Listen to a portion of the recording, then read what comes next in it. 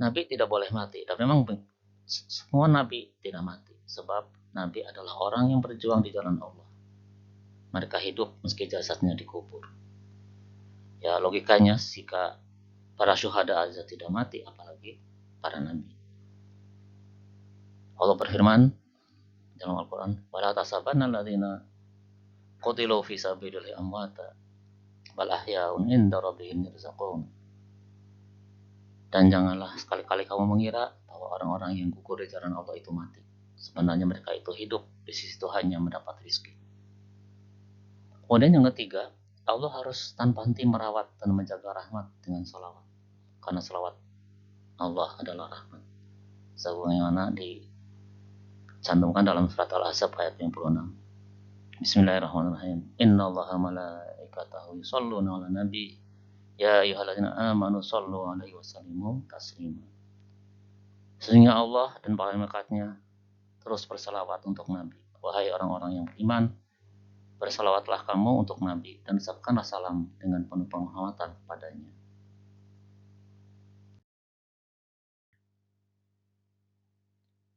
Lalu bagaimana kedudukan Nabi Muhammad SAW di sisi Allah? Sejak awal Nabi Muhammad SAW lahir, Iblis sudah mulai merasa dapat musibah besar.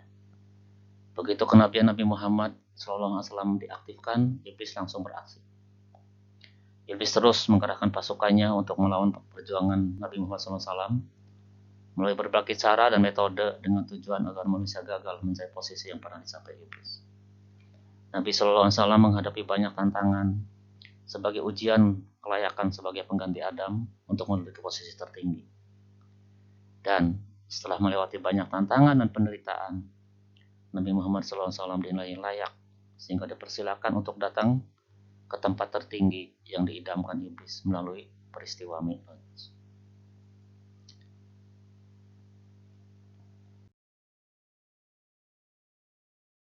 Peristiwa ini membuktikan bahwa manusia bisa mencapai posisi yang Iblis merasa hanya dirinya saja yang bisa mencapainya. Mi'raj ini sekaligus bisa dipandang sebagai pelantikan Nabi Muhammad SAW sebagai pengganti Adam AS menempati posisi yang tertinggi. Dalam Mi'raj, Nabi Muhammad SAW menjumpai para nabi yang lain, yang berarti Nabi SAW melampaui mereka semua, bahkan melampaui Jibril AS sekalipun. Ini membuktikan bahwa manusia melampaui malaikat. Allahu a'lam.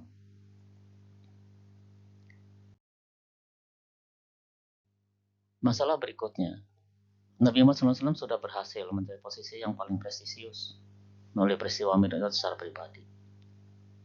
Meskipun demikian, peperangan belum usai. Wasit belum meniup peluit, tanda pertandingan berakhir. Di akhir pertandingan akan dilihat mana skor tertinggi, Iblis atau Nabi Muhammad SAW. Masalah besarnya adalah beliau SAW membawa banyak umat yang terus berkembang hingga akhir zaman.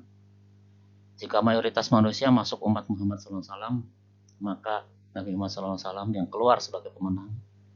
Dan sebaliknya, jika terjadi sebaliknya, maka iblislah yang keluar sebagai pemenang. Lalu, bagaimana solusinya?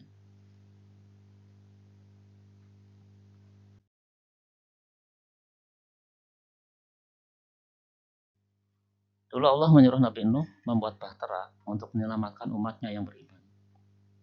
Sekarang tidak mungkin membuat bahtera seperti itu. Harus ada bahtera virtual yang bisa memuat semua umat tanpa batas. Nah, bahtera itulah salawat. Bahtera Nuh mengamankan umat dari bahaya banjir. Salawat harus mengamankan umat Muhammad SAW dari bahaya iblis yang ingin meminimalkan manusia yang bisa sampai kepada Allah. Kita harus bersama-sama membuat bahtera yang besar dan kuat. Tidak main-main, Allah dan malaikatnya ikut membuat bahtera itu sebelum orang beriman diperintah melakukan hal yang sama. Semakin banyak sholawat, bahtera semakin besar dan kuat.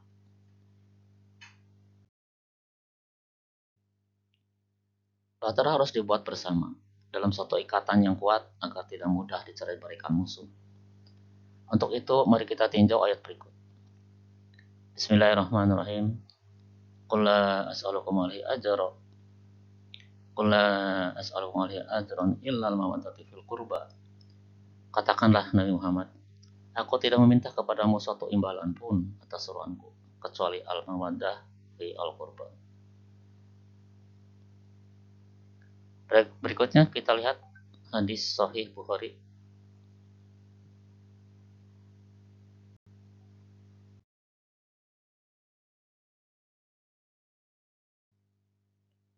Telah bercerita kepada kami Musaddad, telah bercerita kepada kami Yahya dari Suma, telah bercerita kepadaku Abdul Malik dari Tawus, dari Ibnu Abbas radhiyallahu an, tentang firman Allah Ta'ala, ilal mawaddata fil qurba, kasih sayang dalam keluargaan. Quran surat Asy-Syura ayat 23. Perawi berkata, maka Sa'id bin Jubair berkata, maksudnya adalah kerabat Nabi Muhammad SAW. Lalu Ibnu Abbas berkata, sungguhnya Nabi SAW bukanlah marga dari suku Quraisy, tapi beliau punya hubungan kekerabatan terhadap mereka. Maka diturunkanlah wahyu Allah Ta'ala kepadanya, yaitu maksudnya kecuali kalian menyambung kekerabatan antara aku dan kalian. Jadi al-mawaddah fil qurba adalah keluarga besar Nabi Muhammad SAW dengan ikatan rahmat Allah Subhanahu wa taala. Jadi supaya terbentuk bahtera virtual yang kokoh, harus dibentuk jamaah dengan ikatan tali Allah yang kuat. Dalam Ali Imran 103 Allah berpesan, Bismillahirrahmanirrahim, wa'tasimu bihablillahi jami'an wa la tafarraqu.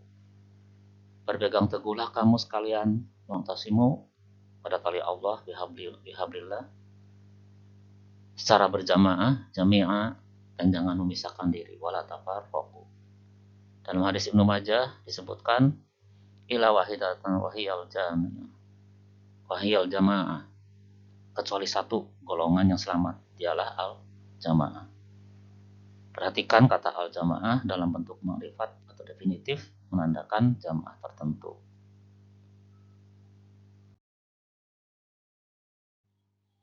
Dalam hadis Ibnu Majah juga disebutkan, sesungguhnya umatku tidak akan bersatu di atas kesesatan. Apabila kalian melihat perselisihan, maka kalian harus berada di as-sawad al-azam. As-sawad al-azam. As-sawad al-azam adalah jamaah agung, keluarga besar Nabi Muhammad SAW. Tentunya di zaman Nabi SAW, jamaah ini terdiri dari Nabi SAW dan para sahabatnya. Sehingga dalam hadis juga beliau SAW menjawab tentang siapa mereka wahai Rasulullah yang selamat, maksudnya yaitu satu milah, yaitu Rasulullah, apa yang aku dan para sahabatku berada di atasnya. Demikian pemirsa bagian pertama dari sajian ini. Mudah-mudahan insya Allah nanti kita lanjut pada bagian kedua. Assalamualaikum warahmatullahi wabarakatuh. Oke, kita lihat pengertian salawat. Salawat jamak dari salat, berarti doa, pujian, penghormatan, dan rahmat. Doa pujian dan penghormatan kepada Allah yang tunggal kita sebut salat. Kalau kepada Nabi Muhammad SAW, keluarganya dan umatnya berbentuk jamak, digunakan istilah salawat. Kalau salat merupakan bukti keridhaan, ketundukan, dan ketaatan kepada Allah, maka salawat merupakan bukti keridhaan pada kenabian dan kerasulan Nabi Muhammad SAW agar taat kepadanya dan agar menolak kenabian setelahnya, juga menolak penuhanan Nabi Muhammad SAW. Perintah salawat seperti pernah diulas di sesi sebelumnya adalah seperti tercantum dalam Al-Ahzab 56. A'udzubillahi minasyaitonirrajim. Bismillahirrahmanirrahim. Innallaha wa malaikatahu yusholluna 'alan nabi ya ayyuhalladzina amanu shollu 'alaihi wa sallimu taslima. Sesungguhnya Allah dan para malaikatnya bersolawat untuk Nabi. Wahai orang-orang yang beriman, bersolawatlah kamu untuk Nabi dan ucapkanlah salam dengan penuh penghormatan kepadanya. Tafsir Kemenak mengartikan salawat dari Allah adalah memberi rahmat, sedangkan salawat dari malaikat adalah memohonkan ampunan. Tafsir Al-Muyassar dan beberapa yang lainnya menyebutkan salawat dari Allah itu pujian kepada Nabi SAW. Di antara penafsiran tadi, ya, yang satu tentang salawat adalah pujian, yang satu salawat adalah rahmat, mana yang paling tepat? Ya, pujian atau rahmat? Ya, perhatikan ayat berikut dalam surat Al-Ahzab juga ayat 43. Bismillahirrahmanirrahim. Huwaladzi yusolli 'alaikum wa malaikatuhu liyukhrijakum minadh dhulumati ilan nur. Wa kana bil mu'minina rahima. Dialah yang bersolawat kepadamu dan para malaikatnya memohonkan ampunan untukmu agar dia Allah mengeluarkan kamu dari berbagai kegelapan menuju cahaya yang terang benderang. Dia Allah Maha Penyayang kepada orang-orang mukmin. Ayat ini menegaskan Allah bersolawat untuk umat Muhammad SAW untuk mengeluarkan dari kegelapan ke cahaya. Di atas sudah diuraikan di sesi sebelumnya, peranan rahmat untuk menyelamatkan manusia dari gempuran iblis. Salawat yang berfungsi untuk mengeluarkan dari kegelapan ke cahaya itu tentunya bukan pujian, tapi rahmat atau kasih sayang. Terlebih di akhir ayat tadi, diingatkan Allah Maha Penyayang kepada orang beriman. Jadi secara singkat, salawat dari Allah adalah rahmat, kasih sayang Allah untuk menyelamatkan orang beriman. Kemudian salawat orang beriman adalah doa memohonkan rahmat untuk Nabi SAW dan umatnya. Dan salawat malaikat adalah doa memohonkan ampunan untuk orang beriman. Jika ketiga pengertian salawat tadi digabung, maka salawat adalah sarana untuk menyelamatkan umat Nabi Muhammad SAW. Bisa, Allah harus membuat sarana yang aman untuk dilalui manusia menempuh jalan menuju Allah sampai di posisi yang tinggi di sisinya. Yaitu pertama adalah sholat, merupakan jalan individu untuk membersihkan kehinaan akibat banyak berkiprah di dunia. Sholat merupakan koneksi manusia langsung kepada Allah secara privat. Kedua adalah sholawat, yang harus menjadi bahtera Nabi Muhammad SAW yang mengantarkan manusia sampai kepadanya dengan rahmat.